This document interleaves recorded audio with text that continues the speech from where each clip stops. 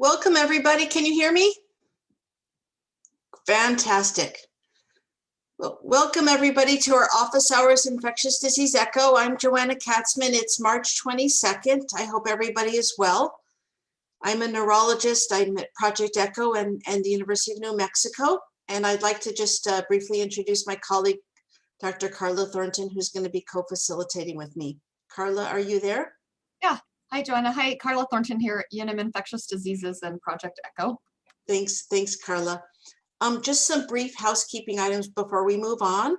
I think many of you know it's great to see all you with your cameras on. If you don't have your camera on, please turn that on if you can. It's really works in line with the ECHO model and develops a community of practice. We have our digital librarian, Kent Noseworthy, who is going to be putting evidence-based and evidence-guided material into the chat. And then at about 45 minutes after the hour, you'll get your CME link. And even if you don't need CME, it is fantastic for you to fill that out. We really do respond to your comments and thoughts as you kind of give us advice about this ECHO. And we'll also be putting Dr. Nestor Sosa and Dr. Leslie Hayes' slides into the chat as well. So without further ado, I'm just going to introduce our chief, Dr. Nestor Sosa, who's the Division Chief of Infectious Diseases at UNM School of Medicine, and he's going to start us off. Dr. Sosa. Hi, hello everyone. Thank you. I'm glad to be here. Glad to be back. Let me try to share my screen. There you go. Big screen.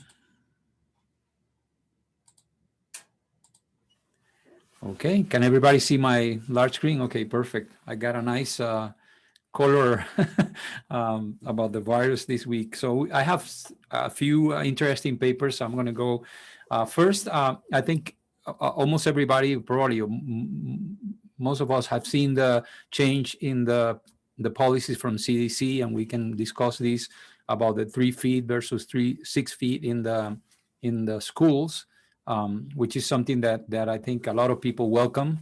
The fact that we can use 3 feet instead of 6 feet, so we can open schools. And actually wanted to bring the paper that I think they based the main decision, although there are other papers. This was recently published in Clinical Infectious Disease, and it was this manuscript was effectiveness of 3 versus 6 feet of physical distancing for controlling spread of COVID-19 among primary and secondary students and staff. This is actually sort of a retrospective study, so it's not a very high quality study in my opinion. They use information on the plans on different districts in, I think, Massachusetts, and they actually didn't verify that they actually did what they said they were going to do, but they took the word of the plan for it, and then they look at aggregate data on cases, on students and staff, and then compare those schools or districts that use the 3 feet rule versus the 6 feet rule. And that's what this study is about. They actually they studied 251 school districts, close to 500,000 students, 99,000 staff, and they took a 6-week study period. Very robust number of staff weeks and student weeks and staff weeks in this paper, and the conclusion of the study, or the main finding, was that in those districts that they use either 6 feet or 3 feet distance between students in the hybrid model, when they couldn't find any increased risk of transmission, both among students and among staff. So the conclusion, or the extrapolation of the data, was that it was acceptable to just a social distance of 3 feet, and you can see that the policy by CDC changed after this and other studies that have been published in other countries. And this is the main graph of the study.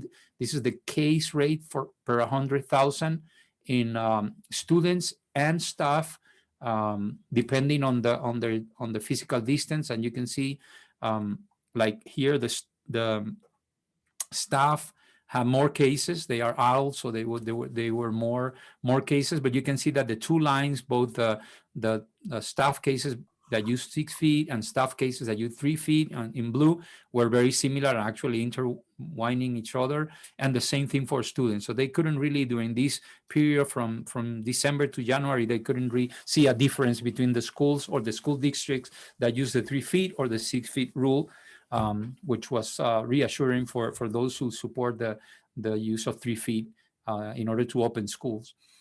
Although that was a retrospective study, I remember this paper from June, almost a century ago, a well-designed, this was actually a retrospective, this was a meta-analysis of 44 studies that actually correlated risk of infection with SARS, and both SARS and other coronaviruses, and physical distance among the index case and those who got infected. And you can see that for different levels, they use different levels of exposure depending on if it was a high risk, intermediate risk, or low risk exposure. You can see that, yeah, it's true. And then in the x-axis, you can see the distance in meters. So this would be, close to 3 feet, 6 feet. And you can see, yes, that in most of the risk situations, the transmission decreases, between being very close and 1 meter or 3 feet, but it continues to decrease further. So it's not that like 3 meters is equal to 6 3 feet is equal to 6 feet, in my opinion, with this slightly better, more comprehensive study. But obviously it's a practical decision, and one that I think it's favored by a lot of parents that want to have their kids back in some type of physical, as opposed to just online schooling. But this is, I think, really a sort of a controversial issue, and this paper is actually a good reference to compare the new data with the historic data. The other topics that I wanted to mention, it's a study from Denmark. That I love the Scandinavian countries because they have this perfect data on everybody. I mean, they have like population base with 100% of the population registered in this electronic data. And what they actually did in Denmark was they look at all the cases and all the tests, all the PCR that they did in the country. They identify those who got infected in the first search, and they look if they got infected in the second search, because they were able to follow them throughout the two very distinct peaks of the epidemic in Denmark. So this paper was actually the assessment of protection against reinfection with SARS-CoV-2 among 4 million PCR tested individuals. So 4 million tests in Denmark in 2020. And they had two search, and what they found is that the rate of reinfection during the second search was 0.65, which is like 5 times less what they saw in those who were not infected. So when they calculated the protection, they found a protection from infection on those who had a COVID in the first search of 80%. If you want to equate it to a vaccine protection, so if you had COVID, you had a efficacy of protection of 80.5%, which is similar to what we have seen in other publication. I think I discussed here the Siren study from the UK was around 85-89% protection. So this is what you should expect. If you had COVID, you're going to have a pretty decent degree of protection. And the only exception, and this is interesting in this population study, they stratified the cases by age, and they found that almost all the way to age 65, the protection was very constant, 81% protection. But when you are over 65, and this we have seen with other diseases, your protection is less robust. So 50%, around 50% protection. So this probably means that if you are over 65 and you had COVID, you definitely need to get the vaccination, if not for the high risk, because you're not going to be protected if you lose your immunity with time. So this is, I thought it was a nice study, population-based study to illustrate the protection from infection. The other, and this is a big question, a huge question that we have been asking: what is the level of neutralizing antibodies that correlates with protection when you're vaccinated? And let's think of a hypothetical case. You're an immunosuppressed person, you got a vaccine, and then you want to know if you're protected or not. So this paper that I'm going to describe, and actually going to show several graphs on this paper. It's a fantastic, I mean, it's one of the best papers that I've seen on this topic, and one of the first actually that tried to find a correlation between levels of antibody produced by vaccination and your vaccine efficacy. Okay, so what they did, they took I think 7 of the vaccines that have published their results of efficacy, and they also look at the levels of antibody that they induce in the phase 1 and 2 trials. You remember those bars graph that I have shown, and they actually correlated the level of antibodies versus the 90-95% efficacy of this vaccine, and they also look at the duration of antibody, and they predict several things based on modeling that they did. So let me go into the study. This is a pre-publication for those who want to review it. It's really an excellent paper, and the title is very, very I think, creative. They said, what level of neutralizing antibody protects from COVID-19, which is something that we don't know and we haven't really found. There's some second paper that I'm not going to review that already is addressing the same question. This is a group, they are all from Australia. And this is the most important, although I'm going to show several graphs.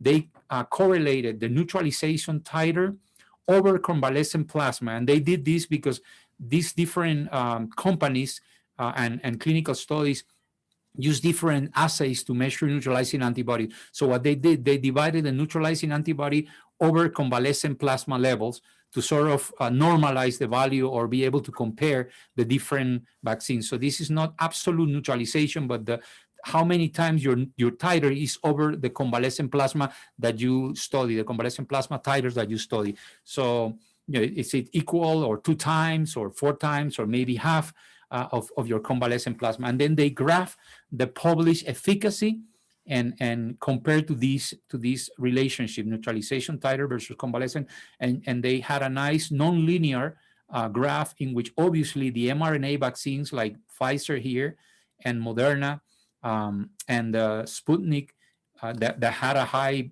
over 90% efficacy, they are several times over the convalescent plasma. And you can see this is convalescent plasma, obviously it's 1 because it was the comparator. And then you can see the other vaccines, the single dose Johnson & Johnson here, giving you a 70% protection. The AstraZeneca, CoronaVac, which is Chinese, I think Chinese Brazilian vaccine. So in the future, we probably won't have to if you do a study and you give me the titers of neutralization, you can probably put it in this graph and say, okay, your vaccine is going to have an efficacy if you do a large study of 80% or 70% based on the convalescent. That's one of the values.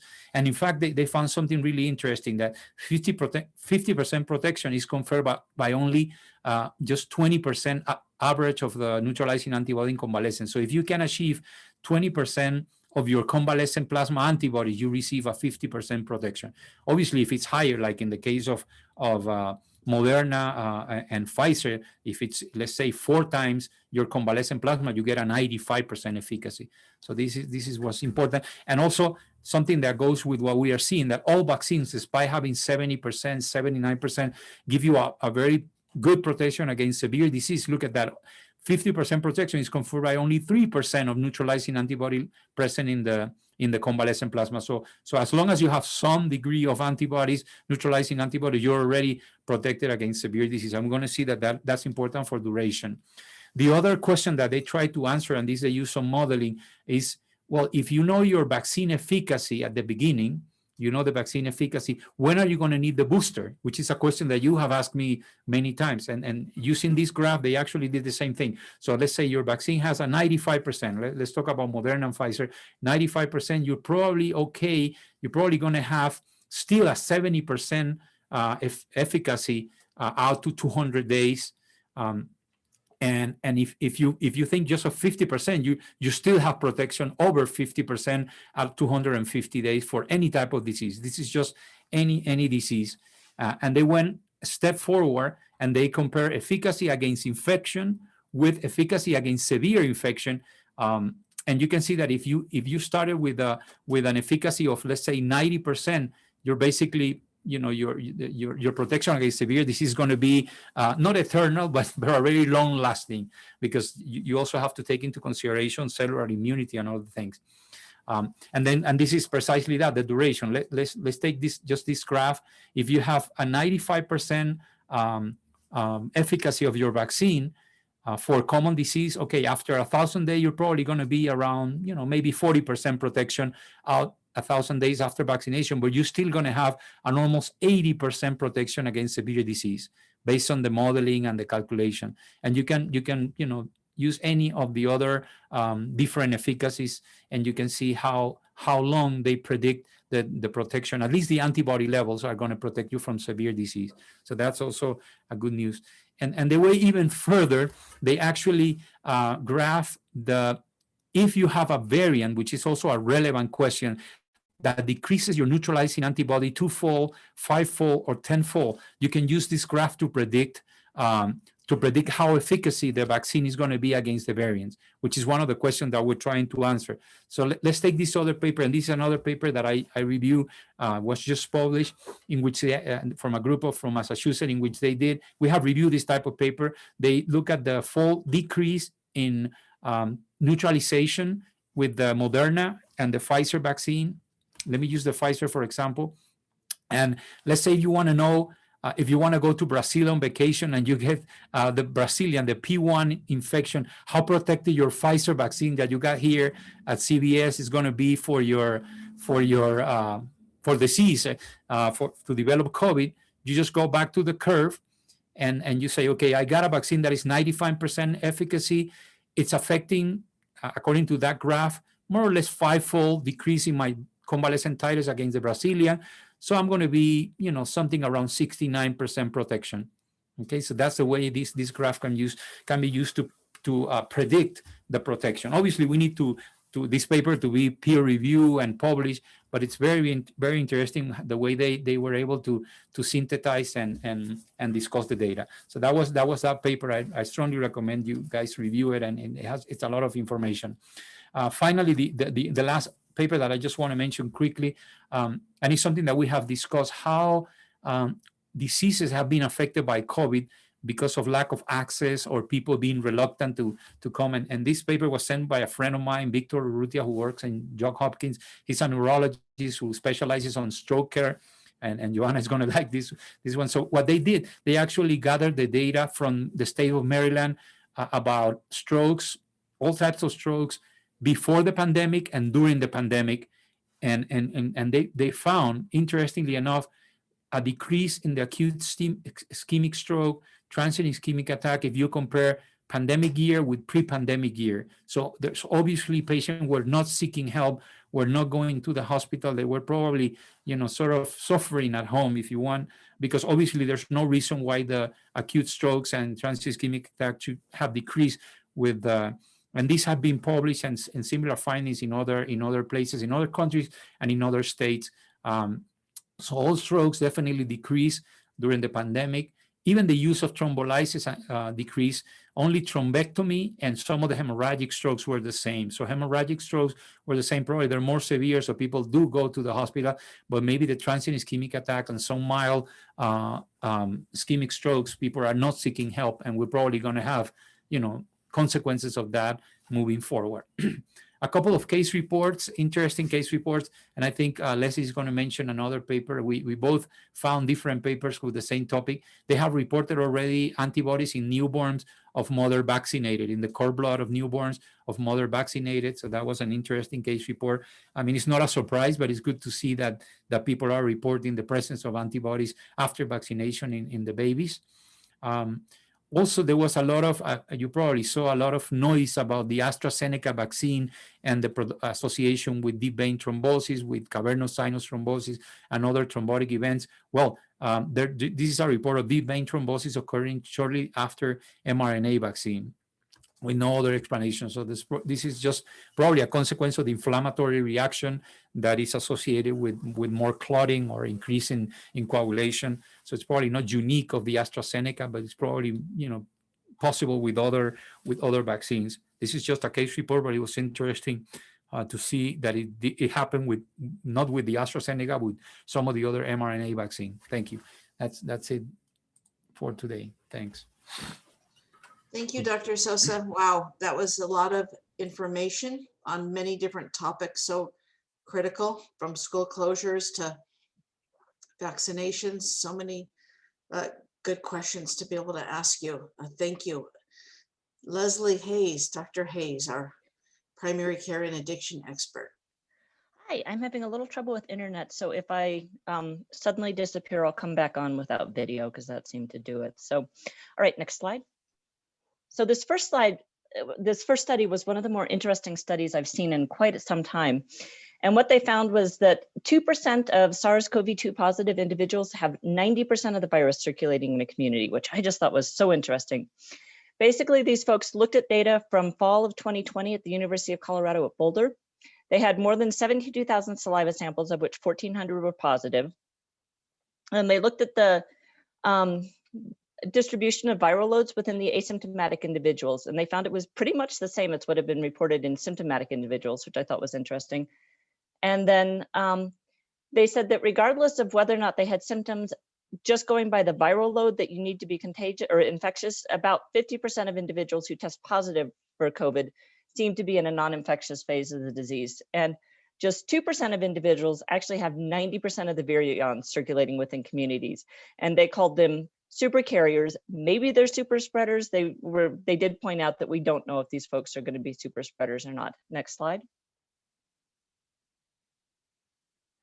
So, and I thought this was pretty incredible. The range was, the lowest viral load that they detected was 8 virions per milliliter. The highest was 6 trillion virions per milliliter. So almost a trillion-fold difference in between highest and lowest. And they measured it, and I looked this up this morning so that I would be able to remember how they measured this, and I've since forgotten. And I didn't understand it completely. Anyway, they started with using something that I guess is fairly specific, and then they compared it to cycle time, and they ended up using cycle time because that was cheaper and easier. But they had reasonably good correlation between it. So next slide. And this was interesting. They compared it to a data set from symptomatic people. And what they found was that there were roughly the same level of viral load in people who were asymptomatic and symptomatic, which is interesting because to me, I would have assumed that the curve would have been towards much higher viral load levels in the people who are symptomatic, but they did not find any difference between them. If you look at the curve on the right, they're almost identical, the saliva viral load. Next slide. And what they found when they looked was that just 2% of the individuals harbor 90% of the circulating virions. And this is true in both the asymptomatic population and in the hospitalized population. And 99% of the virions in a community are accounted for by just 12% of the asymptomatic and 14% of the symptomatic population, which I just think is really pretty incredible. So that means that 88% of the folks have less than 1% of the virus in the community. In both the asymptomatic and the symptomatic population, there was one person who had such a high viral load that they actually accounted for 5% of the total circulating virions. And on the other hand, all individuals with saliva viral loads less than 106, which was about 50% of the infected individuals, had less than 0.02% of the virions in both populations. Next slide. And if you look here, on the slide, it's a little bit, we can just look at the asymptomatic, the curves are pretty similar. As you go through, you get to 50%. The higher viral loads are on the left with the lower cycle threshold. And so you have one person down there all the way on the left who had 4.8% of the virions total in this study. And then if you go out to the second one is 2% of the people, and they are harboring about 90% of the virus. 12% of the population is harboring, 12% of the population with COVID are harboring 99% of the virions. And then when you go out to 50% of the people, that's like 99.98%. So huge percentage on that. So I just thought that was really very interesting. Next slide. And a couple caveats. Again, they were very clear that it is not known for sure that viral supercarriers are also the viral super spreaders. And I'm sure everybody in here, that was certainly my first leap, was that those have to be the people who are the super spreaders. And we don't know that for sure, although it seems likely. And it's also not known for sure why certain individuals have higher viral loads. They wonder if it could be partly due to where they are in the time course of COVID, but that's definitely not the only reason, because people have been tested early and late in the time course. And there are, definitely peaks and valleys, but there are people who, even when they're at the low end, have way, way higher viral loads than people who are, at the high point of virus. Is it due to the immune response in the individual? Is it variations in host factors that support viral replication, like the ACE2? Is it because of the specific viral variant infecting? Is it where they initially got infected? Was it in their eyes or their mouth? Does that make a difference? And also, how much viral load did they get on that initial infection? So we don't know, but it's really, I just thought it was interesting things to think about. Next slide. And then this one was not something I've seen anything about yet, but I thought this was quite interesting. They looked at 547 healthcare organizations across the US with a data set of 64 million patients. And they had certain codes, ICD-10 codes, that were associated with intellectual disabilities. And there were 127,000 patients in that group with intellectual disabilities. And of the total set, during the time period, they were looking at 558,000 or 0.87% presented with a diagnosis of COVID-19, which I gotta say, for the time course they were looking at, it surprised me actually that it was as low as it was. But next slide. And what they found was that patients who had intellectual disability were more likely to be diagnosed with COVID. They were more likely to be admitted to the hospital if they were diagnosed. They had higher rates of ICU stay, and they were more likely to die following the diagnosis of COVID. They also had higher rates of all other comorbidities other than cancer prior to COVID-19, which no doubt contributed. In addition, people with intellectual disabilities were going to be more likely to be working essential jobs, such as frontline in a variety of places. They are also more likely, depending on their level of disability, they may have more contact with home health aides and other medical people. So they're going to be more likely to be exposed. But next slide. And this is really pretty hard to read, but if you, this is the rate of death, and this is not for people diagnosed with COVID or people admitted to the hospital. This is just, if you look at the entire set, the people who were most likely to die from COVID were people over age 80, and then people age 60 to 79, but people with intellectual disability were third. And this is just because of a combination of the fact that they're more likely to get it, more likely to be hospitalized, more likely to go in the ICU, and then more likely to die. But they end up having really a very substantial rate of death from COVID-19. And this is not a group I've seen listed as a high-risk group anywhere. And certainly I have not seen them listed as top priority for vaccines, but it did make me think we need to be paying close attention to this group. Next slide.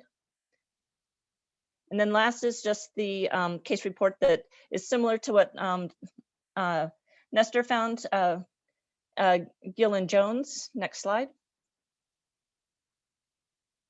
And 34-year-old multi-gravid patient working in healthcare received the mRNA vaccine in the 3rd trimester of pregnancy.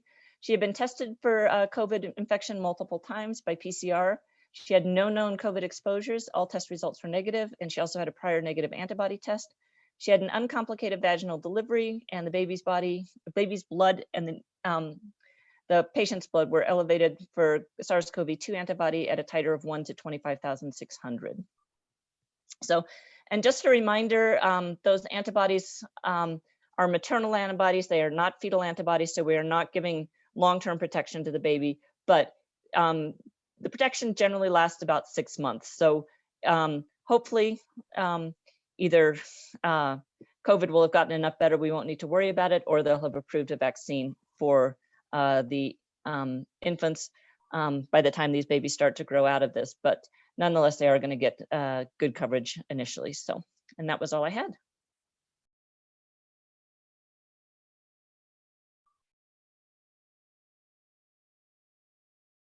Thank you, Dr. Hayes, so much as usual for your great presentation. I'm going to turn now to Marla Sievers. I think Marla, you have Marla Sievers is our epidemiologist from the New Mexico Department of Health. And Marla's been working tirelessly on the vaccination program recently. Marla?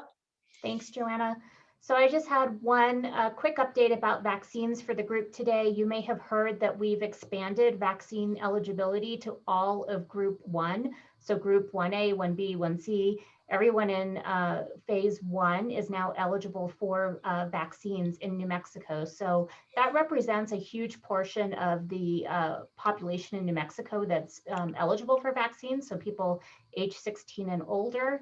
That expansion of that whole phase 1 eligibility opens up about 1.62 million New Mexico residents for vaccination. And that's of the 1.68 million people age 16 and over who would be eligible for vaccine in New Mexico. So we reached an important milestone last week. We've delivered more than 1 million vaccine doses to residents in New Mexico.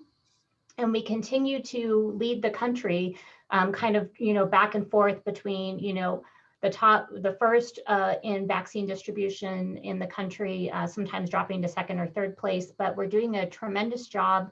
We've used most of the vaccine that has been delivered in our state. 94% of the vaccine that's been delivered in our state has gotten into people's arms. And, we're delivering almost 100,000 vaccine doses a week. And we continue to be on a good path for vaccine supplies delivered to the state, with over 95,000 doses estimated to be delivered to our state each week. So despite the challenges with people who are eligible for vaccine, getting connected to appointments, we really are using everything that we have available and able to expand that eligibility. And so there's a couple of triggers that we use to open up the next phase. So one is that at least 60% of people in the prior phase have been vaccinated. So that's one metric we look at. And then we also look at feedback from the vaccine providers if they tell us they're having difficulty in their county filling their vaccine events. So that's a signal that we've exhausted people who are interested in the current phase with being vaccinated. So we've got, excess vaccine doses available in some regions. And so that's a signal that we need to expand eligibility. So we were able to do that last week into all of phase 1 folks. So that's everybody who's been eligible up until now, frontline healthcare workers, people over age 75, people over age 16 with underlying health conditions. And that does include people with Down syndrome are included in that phase who are at risk of more severe disease. But now we also, after opening that up, include all frontline essential workers. And so people working in manufacturing, people who are first responders, people who work in grocery stores, and people over age 60. So we've really expanded that to almost everyone in New Mexico. There's just going to be a small number of people left who will fall into that phase 2 category who really don't meet any of those other guidelines under any of the other phases. And so, Dr. Sosa, yes, we do have the Johnson & Johnson vaccine in New Mexico. We have for a few weeks now. We got an initial shipment of about 17,000 doses. Then we had a couple of weeks where we got no new J&J vaccine, but we are receiving several thousand doses of J&J vaccine into the state each week now. So those are being distributed. Thanks, Marla. This is Joanna. Marla, where is the J&J primarily being distributed? It's primarily being distributed in pharmacies, so through our federal pharmacy partners. So we've got 4 federal pharmacy partners in New Mexico, Walgreens, Albertsons, LeaderNet, and I can't remember the 4th one, but pharmacy chains. So a lot is going to them, and also our federally qualified health centers. Thank you, Marla. And please feel, I know Marla is great to answer questions, so please feel free to chat in any questions to Marla as well as Leslie and Nestor.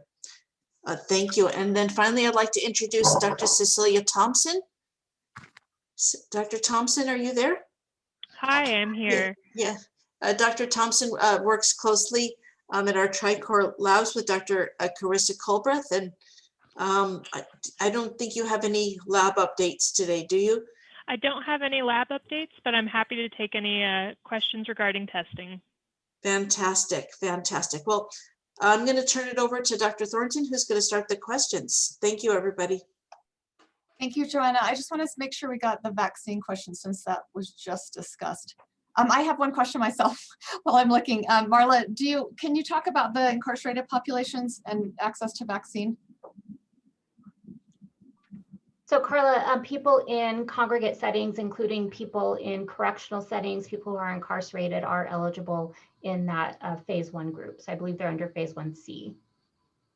Great, thank you very much. It looks like, and Joanna asked about, are you seeing much vaccine hesitancy in any certain groups, or what are you guys seeing right now? Yeah, we do have some data on our vaccine dashboard that breaks down vaccination by ethnic group and ages as a proportion of the overall population. And so we are, seeing it's not classified as vaccine hesitancy. I haven't seen any New Mexico specific data about people talking about their reason for not being vaccinated. But we do have some communities with a lower rate of vaccine and are trying to target more resources in those groups. But if you look at the vaccine dashboard, you can see that broken down by age group and ethnicity. Thank you, Marla. There's a couple more. Are college students without any particular medical conditions considered in this phase as well, since if they live on campus or live together? So living in a congregate setting, I think, would qualify them. I can read that closely and try to answer that question to make sure I'm giving you the right information. But they may qualify under another category. So they may be an essential worker, for example, because they might work in a restaurant or a grocery store, or some other frontline employment that would make them eligible if they weren't eligible just because of their living in a college dorm. Great, thank you, Marla. And I'll look and put that in the chat. Okay, and Leslie asked which adults are not eligible for vaccine at this time. Maybe that would be easier at this point. Yeah, so it's going to be people who really don't meet any of those other requirements. So, my guess is that it's going to be younger people who are not involved in frontline essential work and don't have any underlying conditions. Younger meaning less than 60, younger Correct. than 60, correct, okay. Great, thank you so much. And there's one question, Louis Hirschberg, I don't know if you have audio or if you can unmute yourself and ask your question. It's an interesting, slightly complicated question. Yes, hi. This is coming up. We certainly don't know about, can you hear me? Yes, we can. Okay. We certainly don't know about the infectivity of patients who've gotten shots. Maybe they're all infected, maybe they're not. But when you look at the J&J shot or the Oxford shot, 25% of the people are getting mild to moderate, asymptomatic to mild COVID. And I would assume that if they're getting it, then they're testing positive. And based upon what you were showing before, you can have different viral loads. The symptoms of the disease don't really preclude having a large viral load versus the mRNA shots, which are maybe 94, 95% effective in preventing the disease. I don't know how we relate them and what does that mean. It's certainly good that people don't get very sick and they don't die, and that's obviously great. But how does that work out as far as possible infectivity in the future? Thank you very much, Nestor. I don't know if you have a comment about that. And I mean, you asked also, does it affect? Will there be an impact on herd immunity or contagion risk? Right, infectivity. Sorry, I couldn't understand the question, Carla. Yeah, so he said if J&J and Oxford vaccines are only about 75% effective in preventing COVID and the mRNA vaccines are 95, how does that impact? I know we do not have final answers, but if 25% of the people get asymptomatic to mild COVID, will that affect herd immunity or contagion risk? I mean, is that going to be a reservoir sitting around? Yeah, thank you. Yeah, that's a good question. I don't think we know the answer. For once, we don't know exactly, the percentage of protection from asymptomatic viral shedding. We don't know if those vaccines, despite the fact that they're not 100% or 95%, do they decrease the viral load? So we don't know that if they they make a person infected, but not that infectious. So that, I think there are too many questions, but yeah, I share your concern. It is logical to assume that if you're 70% preventing mild disease and not 95%, there's going to be more people with mildly symptomatic infection that in theory can be passing on the infection to others. But I think at the end, because we're going to have all these different vaccines around, at the end, I think we're going to be able to achieve herd immunity. And even if those vaccines are less than perfect, we'll be able to achieve the goal, which is basically to flatten the curve and make cases really infrequent. But it's true. I think there's a concern for herd immunity. I mean, if like, your vaccine is not that protected. I agree. In our area, for instance, they're giving the J&J shot out to the teachers, police, that people who have a lot of contact, and they're specifically saying, well, we're going to give you the J&J shots. I don't know. Yeah, I thank you, don't know. thank you, Louis. Thank you for your question. I just want this, Leslie, I just wanted to add, I put it in earlier, I'll put it back in, a link to a YouTube video which specifically addresses this. And I found it very helpful for explaining sort of why we shouldn't compare them and why it was still okay. And I mean, as Nestor said, we don't have the answers to a lot of the questions, but this really helped clarify it for me. So. Great, thank you, Leslie. Nestor, back to your study, the study that you described about the 3 versus 6 feet. Dr. Seibold was asking, was the study looking at symptomatic cases only in that study, or was that asymptomatic spread as well? No, I think it was just report of cases case reports in the state of Massachusetts. So they didn't go into details about, asymptomatic. It was just that were registered among the students and staff of those districts, school districts, but they didn't go into detail. And again, this is sort of aggregate data. So they got the data from the Department of Health. It was not like they were following these kids, nor were they actually measuring the distance of the kids in the school. So those are like sort of limitations of the study. They just took the plans and they said, okay, this district plan was to use 3 feet as the distance. This other district used 6 feet, but they didn't actually go into the school, 251 schools, to actually measure if they were implementing those. The only positive thing is that presumably all of the kids were masking. So that was sort of, and following other preventive measures on top of the 3 feet. So that's what they said, okay, it's probably the same, but there's obviously some limitation to the study in that regard. Great, thank you. And I'm not sure if you know about this, but John Foster's asking, do you have any insight why the reinfection rate in Manaus, Brazil appears to be so high? No, there was actually sort of an editorial, I think, in Lancet about that, and there are several hypotheses, but they don't know. And I have talked to a couple of Brazilian colleagues, and the question is because there was a study that showed a very high positivity rate in Manaus. There was a study based on seroprevalence using blood bank donors, and they found that it was more than 70%. So that's almost herd immunity. So how can you explain an outbreak, a horrible outbreak that is occurring in Brazil, if you already had herd immunity? And there are several hypotheses. One that is that study was not accurate, that it was not really 70%, but maybe lower, 40, 50% seroprevalence. So there's still half of the population susceptible. The second is obviously the variant, the concern that the P1 variant that is prevalent in Brazil may be escaping immune control. Even if you had it, you're going to have a reinfection because the P1 variant is different enough from the original vaccine.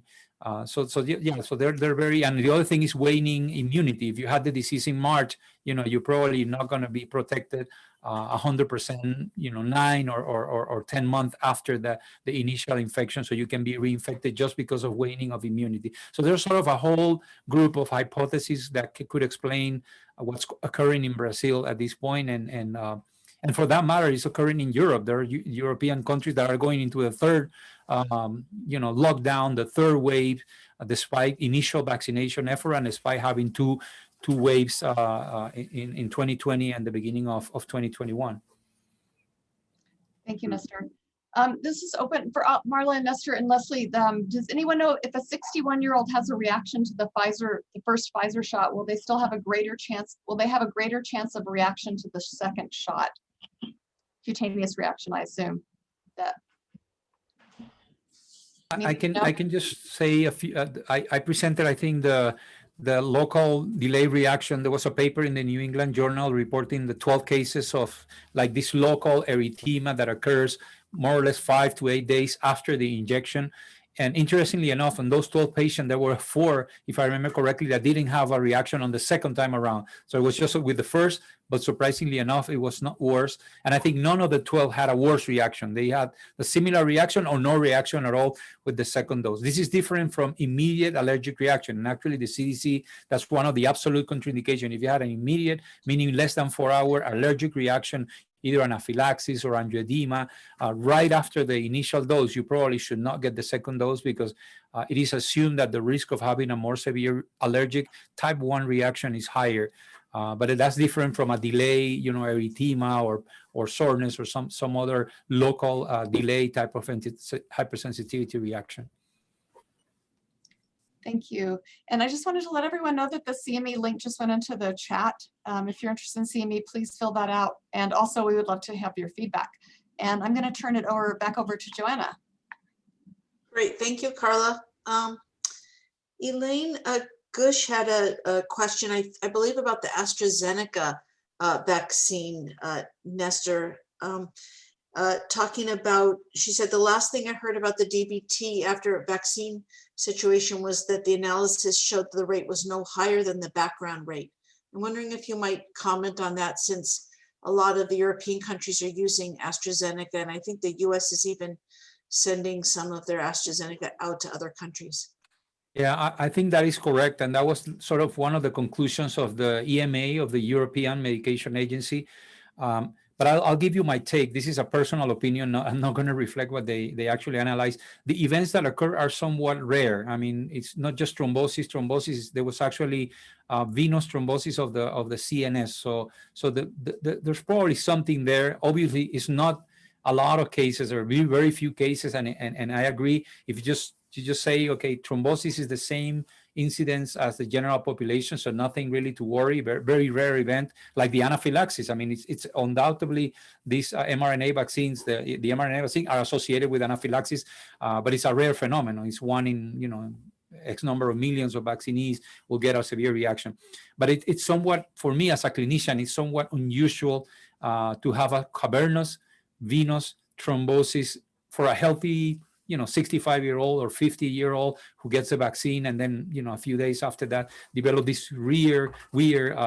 So there's some countries that are like hesitant to put it in younger patients because this phenomenon were observed mostly in younger female patients. There's actually I saw a news from Norway that they found circulating auto antibodies associated with this phenomenon. So I think we need to learn more, but it's definitely a rare event with the AstraZeneca and with any other vaccine. But there's something unusual about the event, and that's why they stopped using the vaccine until they were able to gather more information, because it was somewhat unusual. It was a DIC phenomenon with low platelets.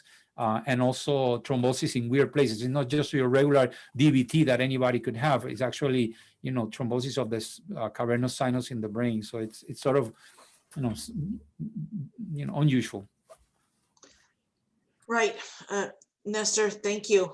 Thank you for that. Definitely. Having a venous sinus thrombosis or a deep vein thrombosis in the CNS is certainly sometimes a little more worrisome than having a DVT in the leg. Absolutely. Cindy Johnson is asking about, Cindy, actually, might you be able to unmute and ask your question about the different vaccines and efficacies? Yes, so I've been on so many of these echoes, and one of them, they had talked about the Johnson & Johnson vaccine and the reason for the lower efficacy, the 66 versus the 95. And it was an international echo that I was on, and they had said that it was studied in a high rate of variants, and that brought down the efficacy. So if it had been studied in the same population as the Pfizer and the Moderna, it might have been up in the 90s as well, but you couldn't compare it. It was apples and oranges because of the variants that it was tested in. So not to discount it as not being, as as effective as the other two messenger RNA vaccines. So I just was wondering if anybody else had any information on that as well. Thanks, Cindy. Great comments. And Nestor, can you possibly comment on that? Yeah, I absolutely agree. Actually, when you deaggregate the efficacy and you take out like the patients who were enrolled in South Africa and patients that were enrolled in Brazil, the efficacy of the Johnson & Johnson is slightly higher than the aggregate results. So it's true.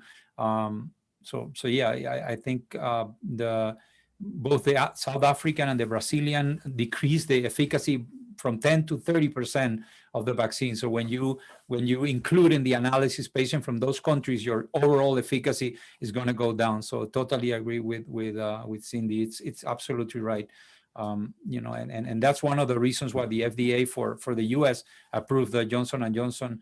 And I think they're close to approving the AstraZeneca also. The AstraZeneca show over 70% efficacy here too in the US, not as high as 90, but and 100% prevention of severe disease in 23,000 patients in the US. So we'll probably see in the next few weeks a more robust discussion on AstraZeneca for the US also. Nestor, this is Joanna. One of your slides that you had that showing the length of time that the vaccine is effective or the neutralizing antibodies are effective, it seems to kind of drop at about 250 days, almost 300 days for mild disease at least. And it made me wonder if the pharmaceutical companies might be thinking of kind of a yearly, it almost fits right in line with a yearly booster that might just continue to kind of get the variants that are most virulent, or what are you thinking along the same lines as I am on that? I think at some point when we achieve a very high percentage of the population, that question is gonna start going up in the priorities of people. Now we're like looking for vaccinating people for the first time at least once, at least with the first dose. But yeah, I think. And I think studies also, I haven't seen that many studies of duration of protection after vaccination for obvious reason, because vaccines have been around for such a short time. But I think after 6 or 7 months of massive vaccination in Israel, here in the US and the UK, we're going to have like nicer decay curves. Because what I showed was actually a model. This is based on modeling from those Australian scientists, but we can see and we will see long-term duration of antibodies, and we can probably correlate better when the booster is needed, or if it's needed, when it's going to be. It's going to be after a year, after 2 years, when we have more information. And the other thing that I always remind people, and this is something that I have heard from several immunologists, remember the T cells and the memory B cells. I mean, we're measuring just antibodies in an assay because it's relatively easy to do. But most of these studies are not taking into consideration cell-mediated immunity that can be long-lasting. So hopefully, even if you have sort of a decrease in the antibodies, you still have that background on of T cells that remember the virus and will protect you at least from severe disease, and can also boost. If you're exposed to the virus, you can get a booster and probably not develop severe disease if you have memory B cells in your bone marrow.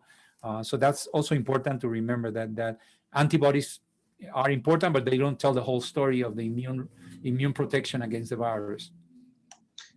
Thank you, Nestor and Dr.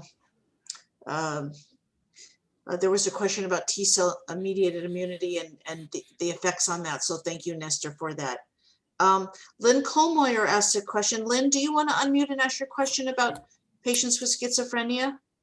Yeah, just a quick question. I just read that it was the second highest risk for mortality after age, and I can't find any mental health questions on any of the qualifications for vaccinations for my patients. Marla, do you have any insight to that possibly? Yeah, agreed. The only question I see on the registration website is for conditions like dementia are the only ones that are specifically called out. Schizophrenia and other behavioral health concerns or mental health conditions are not included in the list of conditions for being high risk. That's really, really interesting. Yeah. Yeah. There's a question from Tamara Flies that says, what's the projected date for 16 and over with no risk factors to be eligible? And I think that's every state, I think, I would say is different. And Marla, might you mention that for New Mexico? Yeah, I did. We did have some information up on the website at one point that, projected late summer, early fall for really to be open to anyone who wanted a vaccine. But a lot of that just depends on how much vaccine we receive in the state and how much demand we have for the currently eligible groups. Great, thank you. And Harry Seibold asks, I thought he's wondering if maybe Nestor or Leslie, you might know this, that if uncomplicated asthma alone increases or not the risk of severe COVID infection. I'm going to leave that to Leslie. No, I actually remember a study in which there was no correlation between asthma and severe disease. But I that was just one headline that I read maybe 4 or 5 months ago when we were looking for risk factors. Asthma itself, especially in young people, was not associated with Actually, we like have a severe. someone else. But I don't know. I don't remember if there are other papers. I haven't reviewed that topic. Sorry. No, thanks, Nestor. I have, yeah, exactly what Nestor said, that it's, from everything I've looked at, it doesn't seem to be a severe risk factor. So- Pamela, would you like to comment on that? Oh, I just wanted to comment that Michelle Harkins, who, that's her specialty, is really asthma. So she's given a talk on it recently, and there is no clear evidence that it causes worse, associated with more severe disease. Thanks, Carla. And Pamela Defern also reiterates that too. Uncomplicated asthma is not a risk factor. She mentions that too. Very helpful. Thank you. And then Serena Baca says, is there data on what the infection rate of the homeless population is and those with mental health issues? And I'm wondering if anyone on the network knows about that or where they might get that, or Leslie, if you've been, I know Heather Brislin was working a little bit on that as well. So maybe that's something that we can look into for next week as well. Any last comments from Marla, Lester, Nestor, or Leslie?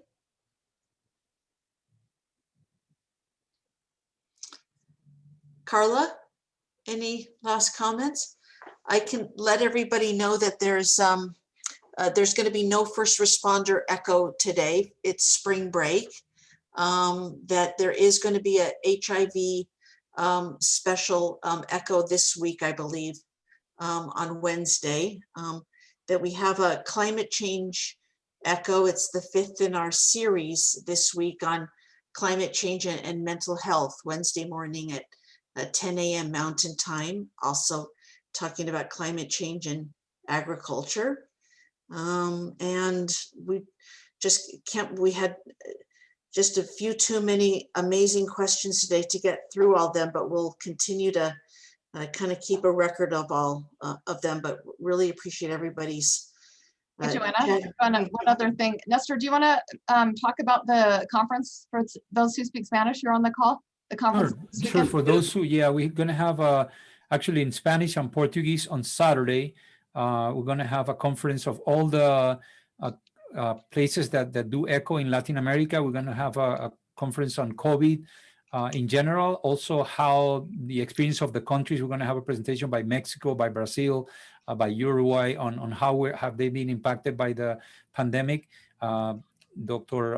Reynoso, which is an assistant or an advisor to President Biden, is going to be there. He's one of our keynote speakers. So it's going to be a great, it's Saturday morning. I don't know if we can place the invitation on the chat, but it's going to be a great, and it's going to be both Spanish and Portuguese. So either of those, we're not going to have translation to English because it's just for Latin America, but it's going to be a very interesting session. Saturday morning, it starts at 9:30, if I remember correctly, Mountain Time. I'm wondering if Kent might be able to put the link into the chat possibly. Yeah, and if that doesn't get into the chat, you can go to the to our Echo website, and it should be on there as well. Great. The CME link also went in right at about 2 minutes before the hour once again. Great. Thank you, everybody. Thank you, Dr. Mann. Okay. Thank you. Bye.